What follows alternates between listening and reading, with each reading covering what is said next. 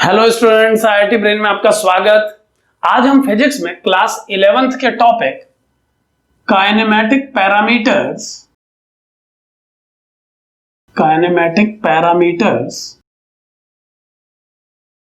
From a translating reference frame पर discuss करेंगे। इस क्लिप में हम ये सीखेंगे कि किसी एक फ्रेम से अगर हमने किसी पार्टिकल की वेलोसिटी और एक्सेलरेशन को v और a मेजर किया है तो किसी दूसरे फ्रेम से जो खुद भी मूव कर रहा है यही वेलोसिटी और एक्सेलरेशन कैसे मेजर किए जाएंगे। इस केस को डिस्कस करने के लिए हम एक फ्रेम बना रहे हैं। आप ध्यान दें, मान लीजिए ये एक फ्रेम है जिसके रेफरेंस पॉइंट को मैंने O से डिफाइन कर दिया है और इस फ्रेम के रिस्पेक्ट में किसी पार्टिकल जिसके मोशन पर डिस्कस किया जाना है उसे मैं A पॉइंट पर शो कर रहा हूं। मान लीजिए कि इस फ्रेम के O मेजरिंग पॉइंट से A का पोजीशन वेक्टर R वेक्टर के द्वारा दिया जा रहा है। आप ध्यान दें, R वेक्टर इस फ्रेम के ओरिजिन पॉइंट से इस पॉइंट A को ज्वाइन कराने वाला वेक्टर है। अब मान लीजिए एक दूसरा फ्रेम जिसका measuring origin point O dash है, कुछ इस तरह से बनाया जा रहा है। यहां पर ध्यान दें कि यह दूसरा रेफरेंस फ्रेम किसी वेलोसिटी और एक्सेलरेशन के साथ पहले फ्रेम के रिस्पेक्ट में मोशन कर रहा है। मैं इस पॉइंट O से इस O डैश के पोजीशन वेक्टर को डिफाइन करना चाहूंगा। हम जानते हैं कि पोजीशन वेक्टर की हेल्प से ही वेलोसिटी और एक्सेलरेशन वेक्टर को एक्सप्लेन किया जाएगा। मान लीजिए O से मेजर किया गया O डैश का position vector R not vector के रूप में शो किया जा रहा है। इस O डैश ओरिजिन से A पॉइंट के पोजीशन को हम R डैश वेक्टर से शो कर रहे हैं। कुछ इस तरह से आप इस पूरी ज्योमेट्री को समझ सकते हैं। आप एक बार फिर से समझें कि O एक रेफरेंस पॉइंट है, आप इसे रेस्ट में मान लें। यह एक ऐसा फ्रेम है जिसका पॉइंट O रेस्ट में है और इस रेस्ट पॉइंट से A के पोजीशन वेक्टर को R वेक्टर डिफाइन किया गया है। O डैश एक दूसरा रेफरेंस फ्रेम है जिसका मेजरिंग पॉइंट O डैश है और उस O डैश की पोजीशन को O से R नॉट डिफाइन किया गया है, जबकि इस नए रेफरेंस फ्रेम के पॉइंट O डैश से इस A की पोजीशन को R डैश वेक्टर के द्वारा डिफाइन किया गया है। कुछ इस तरह का ट्रायंगल आप इन तीनों वेक्टर्स की हेल्प से बनता हुआ देख पा रहे हैं। अब आप ध्यान दें कि इस ज्योमेट्री को देख करके यह एक्सप्लेन किया जा सकता है कि R वेक्टर ट्रायंगल लॉ के अकॉर्डिंगली R नॉट और R डैश वेक्टर के सम के बराबर है। यह क्लियरली देखा जा सकता है। हम इस तरह से एक इक्वेशन प्रेजेंट कर रहे हैं इन तीनों को इंटरकनेक्ट करने के लिए। अब आप ध्यान दें कि जब पार्टिकल A पॉइंट से कुछ डिस्प्लेसमेंट मूव करके किसी दूसरे पॉइंट तक पहुंचेगा तो O पॉइंट से जो डिस्प्लेसमेंट वेक्टर, जो स्मॉल डिस्प्लेसमेंट वेक्टर हम इस पार्टिकल के मोशन से एसोसिएट करेंगे और जो displacement vector O dash point से इसके लिए एसोसिएट करेंगे वो डिफरेंट होगा। आप जानते हैं O डैश मूव कर रहा है, उसके मूवमेंट का इस R डैश वेक्टर में आने वाले चेंज पे फर्क पड़ेगा। इस बात को कुछ इस तरह समझें, मैं एक ज्योमेट्री बना के इसको एक्सप्लेन करने की कोशिश करूंगा, आप समझें। हालांकि इस बात को डायरेक्ट से डिफरेंशिएट करके भी समझाया जा सकता है, बट ये पहली बार हम रिलेटिव मोशन से एसोसिएटेड किसी टॉपिक पर डिस्कशन कर रहे हैं, तो एक बार आप इस पर अपना माइंड मेकअप कर लें। देन उसके बाद अदर क्वांटिटीज पर हम डिफरेंशिएशन का हेल्प लेकर के इस प्रोसेस को आगे बढ़ाएंगे। तो एक बार आप समझें कि अगर ये पार्टिकल A पॉइंट से डिस्प्लेस होता हुआ किसी पॉइंट B तक पहुंचे, यहां पर ध्यान रहे मैंने A और B को बहुत दूर शो किया है, लेकिन आप अपना माइंड मेकअप रखें कि हम एक इनफाइनाइटली स्मॉल एलिमेंट पर काम कर रहे हैं। आप जानते हैं कि फर्दर जब मैं इसमें कैलकुलस अप्लाई करूंगा, इसे डिफरेंशिएट करूंगा, तो एक छोटे से एलिमेंट के लिए ही वो सब वैलिड होगा। सो माइंड मेकअप रखें। लेंथ को क्लियर दिखाने के लिए वेक्टर को थोड़ा बड़ा बना रहा हूं मैं। सो मान लीजिए किसी टाइम इंटरवल डेल्टा टी में, या dt कह सकते हैं, अगर ये माइंड मेकअप है कि टाइम बहुत छोटा है तो हम dt बोल के ही इस डिस्कशन को आगे बढ़ा सकते हैं। सो एक छोटे से टाइम इंटरवल में अगर पार्टिकल a से b तक ट्रेवल कर रहा है तो इस डिस्प्लेसमेंट को इस r वेक्टर में चेंज के रूप में देखा जा सकता है। यानी मैं इसे एक इनफाइनाइटली स्मॉल डिस्प्लेसमेंट के रूप में dr वेक्टर के रूप में शो कर रहा हूं। यहां पर आप अपना माइंड मेकअप रखें। मुझे इसे डेल्टा r वेक्टर कहना चाहिए, टाइम को डेल्टा t कहना चाहिए, और फिर लिमिटिंग कंडीशन में delta t tending to zero concept लगा के इसे dr वेक्टर बाय dt में कन्वर्ट करना चाहिए। लेकिन इससे पहले कई क्लिप में मैं ये सब बेसिक बातें एक्सप्लेन कर चुका हूं। आप इसके लिए पोजीशन वेक्टर से एसोसिएटेड एक्सेलरेशन वेक्टर और वेलोसिटी वेक्टर से एसोसिएटेड क्लिप्स देख सकते हैं। सो अभी इस केस में मैं डायरेक्ट इसे dr वेक्टर से प्रेजेंट कर रहा हूं। आप इस बात को क्लियरली समझें और एसोसिएट रहें टॉपिक से। सो इस डिस्प्लेसमेंट को मैंने dr वेक्टर से शो किया है। यानी इस dr वेक्टर चेंज के बाद अब इस पार्टिकल का नया पोजीशन वेक्टर कुछ इस तरह से प्रेजेंट किया जाएगा। आप ध्यान देते रहें। यानी ये जो लाइन मैंने प्रेजेंट की है OB वेक्टर के रूप में, आप इसे r vector plus dr vector मान सकते हैं। सो इस तरह से पार्टिकल की नई पोजीशन को शो करने के लिए एक वेक्टर बना दिया गया है। अब ध्यान दें, इस टाइम इंटरवल dt में चूंकि o' भी मूवेबल है, सो o' भी अपनी पोजीशन से डिस्प्लेस हो जाएगा। आप ये जानते हैं कि इस टाइम इंटरवल में ये o' पॉइंट भी अपनी पोजीशन से मूव करेगा। सो हम मान लेते हैं कि o' के मूव करने से इस o' पॉइंट को कुछ इस तरह से शिफ्ट कर दिया गया है। यहां पर आप ध्यान दें, ये मैं नया फ्रेम बना रहा हूं और इस फ्रेम में मैंने o' की नई पोजीशन को इस पॉइंट से शो किया है। सो आप मान लें कि o' इस पॉइंट से मूव करता हुआ इस पॉइंट तक पहुंच गया है। अब ये इस मूविंग रेफरेंस फ्रेम की नई पोजीशन है। सो इस पोजीशन से अब अगर मैं बी पॉइंट को ज्वाइन कराऊं तो ये मुझे मालूम चल जाएगा कि इस पार्टिकल का पोजीशन वेक्टर इस नए फ्रेम से अब क्या है।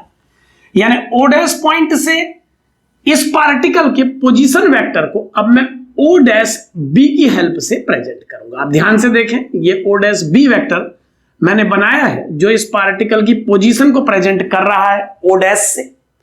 सो o' इस पार्टिकल का नया पोजीशन वेक्टर है, जबकि हम देख पा रहे हैं कि o' की पुरानी पोजीशन के अकॉर्डिंगली ये पोजीशन वेक्टर कुछ o' से शो किया गया था।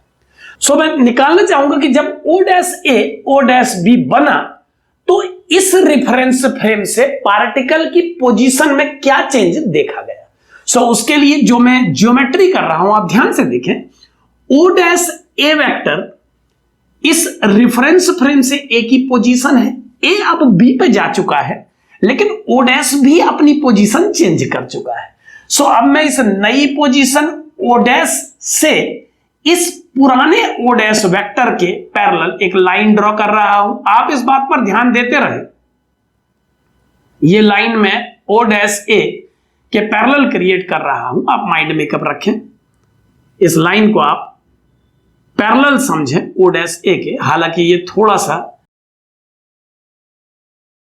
कम पैरेलल दिखाई दे रही, बट आप अपना माइंड मेकअप रखें। साइंस केवल आइडियाज के बेस पे डेवलप करनी है आपको इस केस में। सो o' के पैरेलल o' मैंने नया वेक्टर क्रिएट कर लिया। आप जानते हैं कि किसी वेक्टर को उसकी पोजीशन से शिफ्ट किया जा सकता है।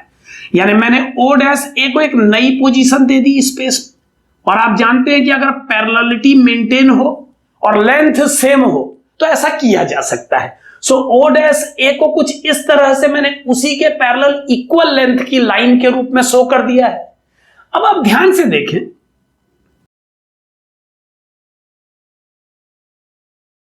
इस o डैश ए के पैरेलल बनाई गई इस o dash a new line को मैं r डैश वेक्टर से शो कर पाऊंगा और इसे r डैश वेक्टर मानते हुए इस डिस्प्लेसमेंट को dr डैश के रूप में कहा जा सकेगा। यहां पर मैं ये सभी लिखा हुआ हटा रहा हूं क्योंकि अब बहुत सारी लाइनें इस जगह पर बन चुकी हैं, आपको माइंड मेकअप रखना पड़ेगा। ध्यान दीजिएगा, ए से बी तक का जो वेक्टर है ये dr वेक्टर है, मैं अलग से शो कर दे रहा हूं, और ये जो वेक्टर आप देख पा रहे हैं ये वेक्टर dr डैश वेक्टर है। और अब फाइनली एक बात समझें कि अगर o डैश ए और ये नया o डैश ए डैश एक दूसरे के पैरेलल और लेंथ में बराबर है तो इन दोनों लाइन के टर्मिनल्स को आपस में ज्वाइन करा के एक पैरेललोग्राम को मैं देख पाऊंगा। सो मैं इस o डैश की पुरानी और नई पोजीशन को ज्वाइन कराने वाले वेक्टर को dr नॉट वेक्टर डिफाइन करके अगर इस पोजीशन पर ट्रांसफर कर दूं तो आप इस a डैश को भी dr नॉट वेक्टर के रूप में देख पाएंगे। यहां ध्यान देते रहें, इसे भी आप dr नॉट वेक्टर कह पाएंगे। इस ज्योमेट्री को एक बार ध्यान से समझ लें, ये वेक्टर r डैश है और इसके पैरेलल बनाया हुआ ये वेक्टर भी r डैश है, दोनों के मैग्नीट्यूड बराबर है, यानी ये दोनों लाइनें पैरेलल हैं। और आप जानते हैं कि दो लाइंस अगर पैरेलल हैं तो उनके टर्मिनल्स को ज्वाइन करा के जब मैं ये और ये वेक्टर क्रिएट करूंगा तो इनकी डायरेक्शन और मैग्नीट्यूड सेम ही होंगे। सो इस dr नॉट वेक्टर को मैंने इस पैरेललोग्राम की इस साइड पर चेंज कर दिया है। अब आप देख पाएंगे कि ये जो छोटा सा ट्रायंगल आपके सामने बना हुआ है जिसमें 3 वेक्टर्स शो किए गए हैं उसमें dr डैश वेक्टर और dr नॉट वेक्टर के सम से ही dr वेक्टर बना है। इस ज्योमेट्री में आप ध्यान से देखें कि dr वेक्टर को dr नॉट वेक्टर और dr डैश वेक्टर के सम के रूप में देखा जा सकता है। सो मैं dr वेक्टर को dr dash vector plus dr naught vector से प्रेजेंट कर रहा हूं। एक बात पे ध्यान दें कि इस स्टेप को इसके डिफरेंशिएशन से डायरेक्ट समझा जा सकता था और आगे अपने डिस्कशन में हम डिफरेंशिएशन का पूरा यूज करेंगे, बट जैसा मैंने बताया कि फर्स्ट टाइम रिलेटिव मोशन के एस्पेक्ट को आपके सामने रखा जा रहा है तो एज ए थ्योरी टॉपिक एक बार स्टूडेंट को एसोसिएटेड ज्योमेट्रीज समझनी चाहिए ताकि वो और डेप्थ से क्वेश्चन से जोड़ सके। केवल इसे डिफरेंशिएट कर दिया गया और ये आ गया ऐसा बोल के इक्वेशन तो बन जाती है लेकिन माइंड आइडिया को डेवलप नहीं कर पाता है। सो अब इस चित्र को देख के आप समझें कि जब मैंने इस O पॉइंट के रिस्पेक्ट में बनाए गए वेक्टर R जो प्रीवियस वेक्टर था जिसे OA के रूप में आप देख रहे हैं उसे चेंज किया और इस O डैश की पोजीशन को भी चेंज किया तो जो चेंज इस पॉइंट के रिस्पेक्ट में इस पार्टिकल की पोजीशन वेक्टर में आए उन चेंजेस को इस ज्योमेट्री से समझने की कोशिश की हमने और हमने ये देखा कि जो इस O डैश फ्रेम से इस पार्टिकल का डिस्प्लेसमेंट होगा वो O फ्रेम से मेजर किए गए डिस्प्लेसमेंट और इस फ्रेम के अपने ट्रेवल्ड डिस्प्लेसमेंट से किस तरह कनेक्ट होगा। सो कुछ इस तरह का रिलेशन हमें मिला है। O फ्रेम से देखे गए displacement vector O dash frame से देखे गए डिस्प्लेसमेंट वेक्टर और O डैश के अपने डिस्प्लेसमेंट के बीच में।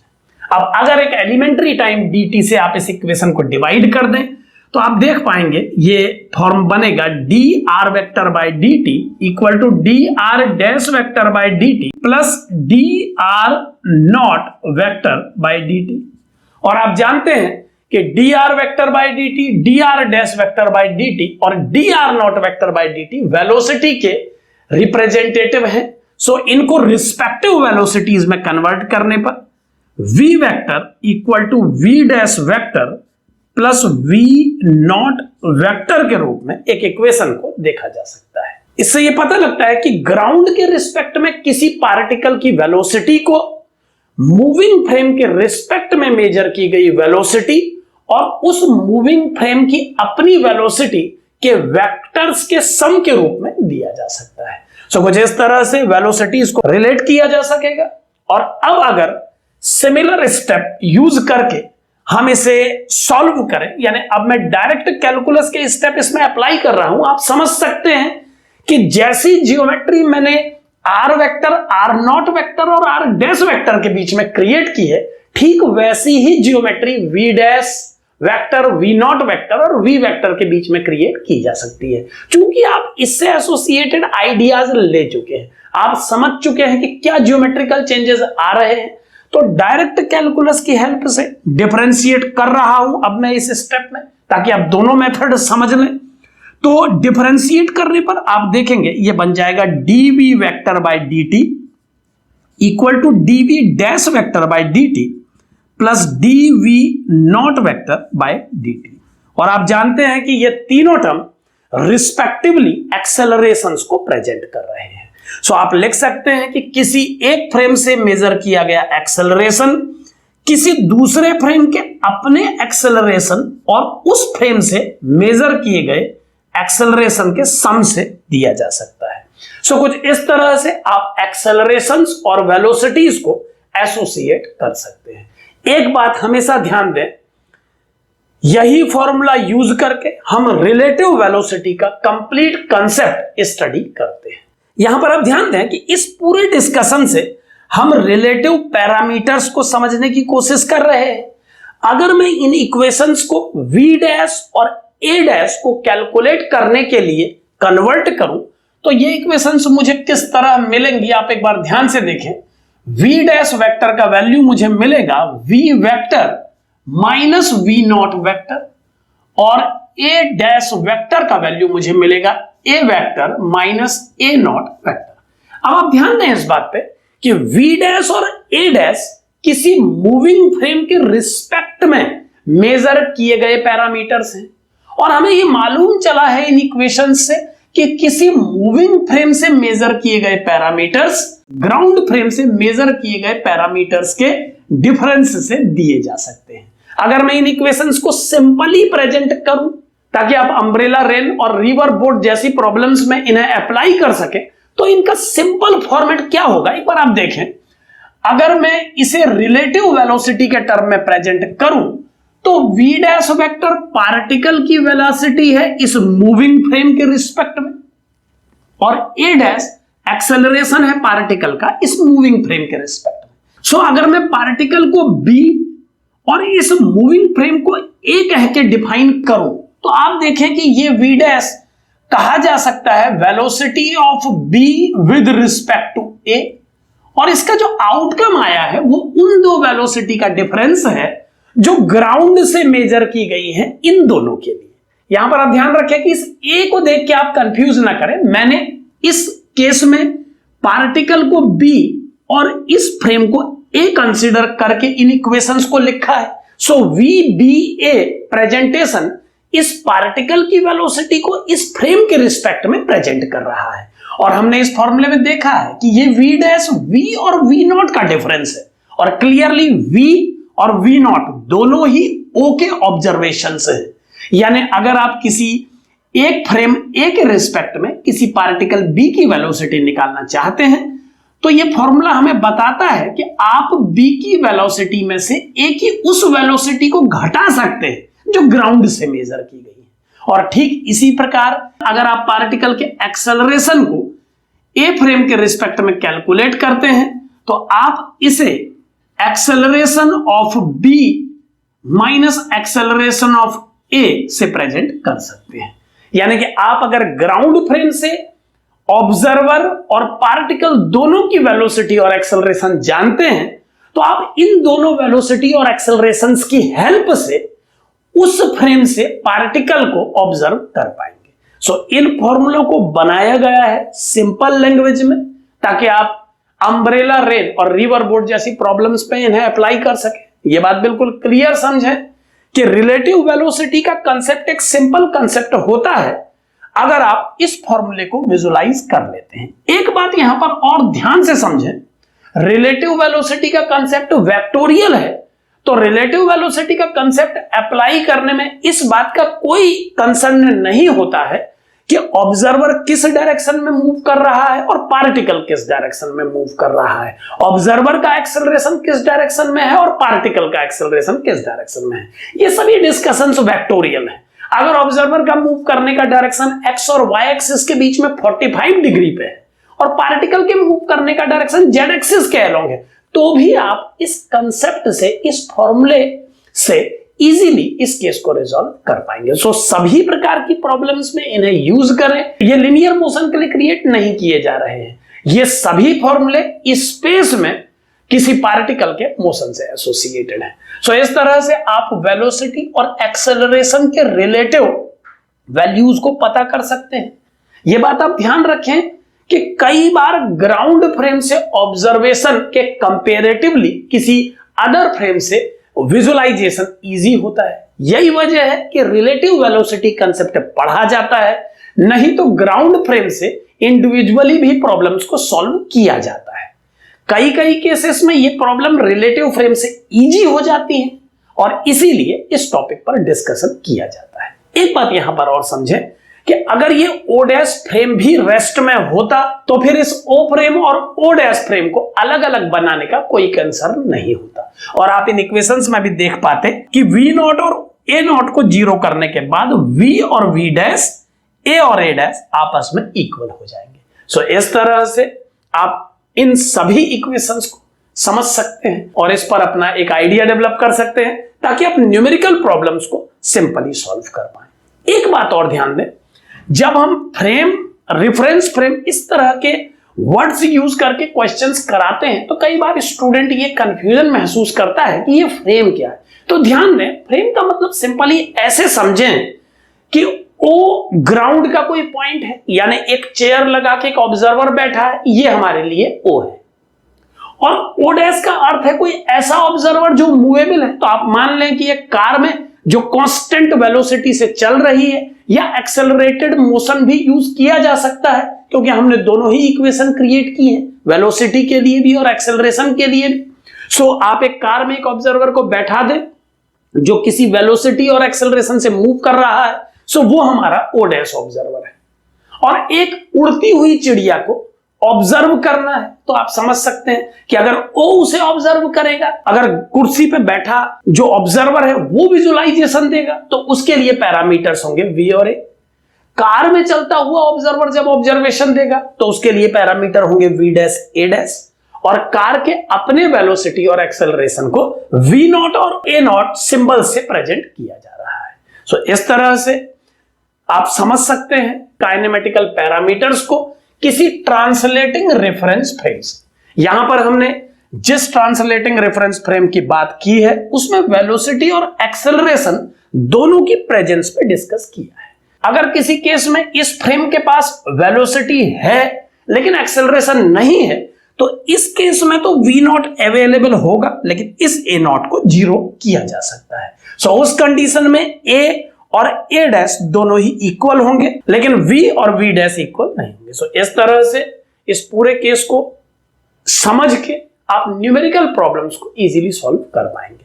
अपनी आगे की क्लिप्स में जब हम क्वेश्चंस को सॉल्व करेंगे तो हम थ्योरी में पढ़ाई गई इन सभी बातों को यूज करेंगे।